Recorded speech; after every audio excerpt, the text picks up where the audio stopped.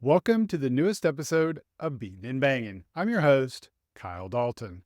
In today's video, we've got several very different stories, including a look behind the curtain on NASCAR sponsorship, some interesting comments from the UFC's Dana White on working with NASCAR, Martin Truex Jr. talks about retirement, and our By the Number segment with a detailed breakdown of what's going on with Kyle Busch. Before we dive into those numbers, I wanted to touch on some other numbers, and it's an interesting look behind the curtain on NASCAR sponsorship. I know NASCAR is very private when it comes to financials, but on Tuesday, Bob Pocker shared a tweet on a lawsuit filed by NASCAR against one of its sponsors for money the sanctioning body suggests it is still owed, and it revealed that for this official product for NASCAR, a protein bar, it's $300,000 annually. Now, I know some of you are likely thinking the same thing I was when I saw that. Who is built? Clearly, their sponsorship didn't connect with fans. I don't remember seeing them sponsoring anything for NASCAR specifically, but I do recall them working with Corey LaJoie. Interesting numbers, and a part of me wonders if that's the same for all official sponsors, or do other products that might be a higher profile fetch a higher amount? I guess we'll never know. Moving on to our next story, and it kind of came out of left field yesterday when the UFC's Dana White appeared on the Flagrant podcast. Here's what he had to say. We own Nitro Circus, Yeah. and we own Travis Pastrana's Nitro Cross, which is electric car racing. We're actually, after 4th of July, I do 4th of July at my house in Maine. I'm flying to NASCAR, and we're doing a deal with NASCAR. Oh, nice. We're going to be the electric series for NASCAR. Wow. Yeah. Oh, that's We're cool. working on that deal right now. The electric series for NASCAR. Oh, really? Two things. First, I know some of you will be skeptical of anything White says, but I think besides the details, this isn't the first time he's talked about working with NASCAR. Here's what he had to say in October of last year. But I'm flying down to Arizona. Me and Lorenzo, actually. Me and Lorenzo are flying down to Arizona this month and meeting with all the powers that be of NASCAR and talking to them about some stuff. Because me and Lorenzo are working on a lot of stuff together again. And second, NASCAR has been talking about an electric series for several years. There was supposed to be some sort of an electric car exhibition at the Clash this year, but the weather situation altered those plans. So I'm guessing, based on what White said, that NASCAR might be working with Nitrocross in some capacity to get an electric series going here in the future. I have reached out to NASCAR for a comment, and I will definitely be keeping an eye on this one. Speaking of the future, it's about that time of the year when everyone starts asking Martin Truex Jr. about his future in the sport. For the last 2 years, he's held off until the summer to make his decision on whether or not he returns the following year. This week, in previewing the upcoming New Hampshire race, which he won last year, the Joe Gibbs Racing driver was asked about his future and when he plans on making the decision. Yeah, I don't know yet. We'll see. I think, it's never enough time in this sport because, you need to start planning for next year like now. So it's a tough situation to be in, where I'm at right now, trying to figure it out 6-8 months ahead of time, whatever. But it is what it is. There's a lot of people that have to make plans and you don't want to mess them up. So you kind of got to be, be looking out for everybody else in these situations. I'll just say this. If Truex does decide to finally hang up his helmet for a final time after this year, it won't be based on performance. Through the first 15 races this season, he's currently sitting 4th in the points, but I think more interestingly is he's put up almost the exact same numbers as he did last year, the only exception being a win. But everything else is the same. In 2022, he announced his decision to return late in June. Last year, he waited until August. Based on what he told reporters yesterday, he understands that sense of urgency, so I would expect a decision from him in the coming weeks. And finally, it's time to move on to our By the Numbers segment. And this one is going to be interesting because I'm devoting a large portion of it to Kyle Busch and what's going on with the two-time champion. However, before we discuss him, I want to first go through our last 5 races analysis. And for the second time in as many weeks, we have a new man at the top. After weeks of the top spot being held by Hendrick Motorsports, including the first 3 weeks with Chase Elliott, before he was supplanted by Alex Bowman last week, Denny Hamlin is now at the top with the best average since we started this segment at 3.4. Last week, he was fourth at 10.4.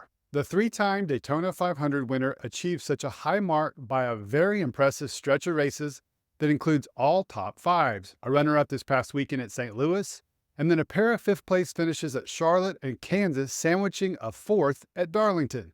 And he started the five-race stretch with his third win of the season at Dover. Chase Elliott slots in at number 2 for a second week with a slight improvement from the week before at 8 even.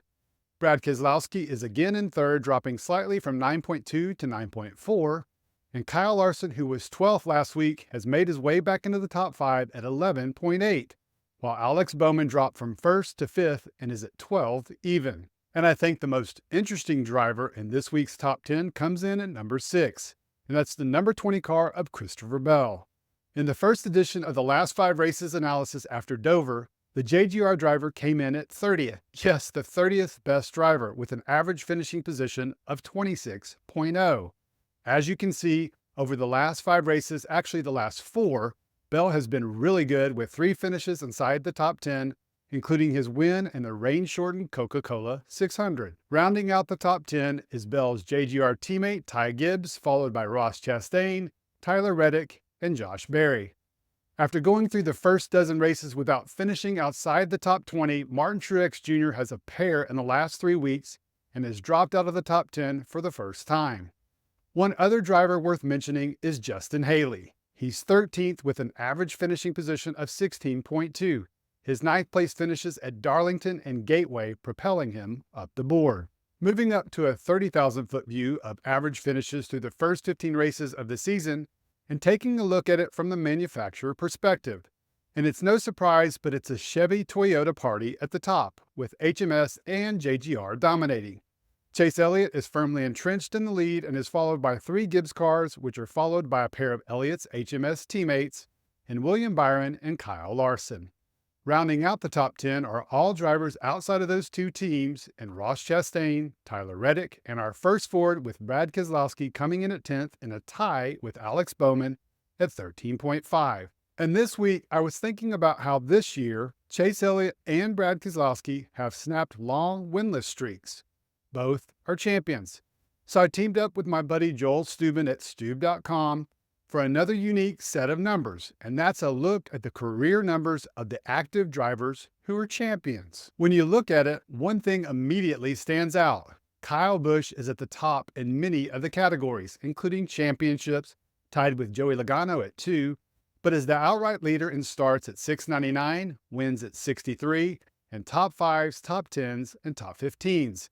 In those categories where he's second, like poles and top 20s, it's a familiar name ahead of him in Denny Hamlin.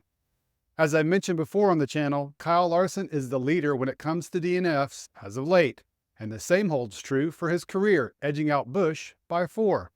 But you can see when it comes to percentages, Busch is also atop many of the same categories. Which leads me to my final item for today. As the numbers show, Kyle Busch is one of the greatest of all time. There's no denying that. But when you look at the numbers a little closer, there are 2 very distinct periods in his career. The first 15 years up until 2019 when he won his second championship, and the last 5 years since 2020. As the numbers on the previous graphics indicated, Busch has won 63 times or 9% of the races he's entered. But when looking at them in those 2 different time periods, they are at very different rates. In the first 15, he won 3.8 races per year. In the last 5, it's dropped by more than half to 1.3. In the first 15 years, Busch unsurprisingly had his worst back-to-back average finishes early on at 21 in 2005 and 15.5 in 2006. Since that time, he's only had 2 seasons where he had an average finish of 15th or worse, and that was in 2009 at 15.4 and 2014 at 17.6. But he hadn't recorded years of back-to-back finishes worse than 15th until 2022 and 2023, where he finished 16.7 and 15.0, respectively. This year, he's on pace to extend that streak to 3 years with his current average finishing position of 17.2. Another interesting statistic from those first 15 years is since 2007, Busch has had just 2 years where he won a single time, and that was in 2012 and 2014. Every other year, it was 3 or more wins. But since 2020, Busch has had 4 seasons of 2 or fewer wins, including once in 2022 and twice in 2021. Last season was the anomaly in the last 5 years when he won 3 times. But this year has been different, and not in a good way.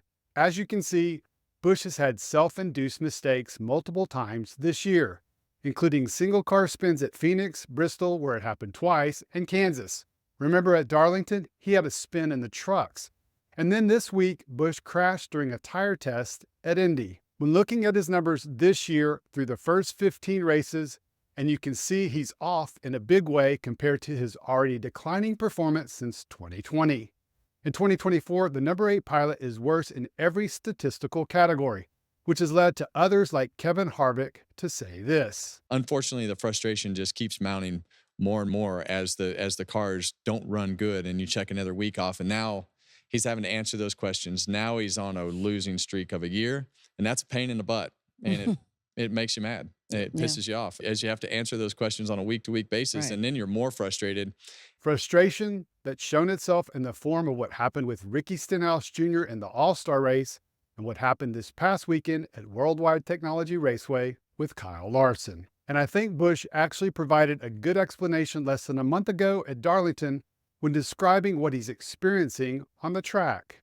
No, this is all new, new realm of confusion. I think the last time we had this much confusion was when we had the high downforce package on the Cup cars, the old Cup car, where you didn't know if you wanted to be the downforce guy or the less drag guy at the different racetracks, you know? And so, like, I think Truex, if I remember right, was like they poured all the downforce on his cars and he was fast his way, and they took downforce. They made Denny's cars less drag and he was fast that way. So it was like, okay, well, which way's the way? You know, I think that was the last time I was confused, but that's just car build stuff, not even lap to lap as you're going through the turns with your balance issues and then aero issues that you have. He's confused in 2024, which is interesting considering the success he had in 2023. But I think when you take a step back and look at it from those 2 different periods, 15 years and 5 years, and you can see it's more than just this year. The numbers clearly indicate his performance has dropped off in the last half decade.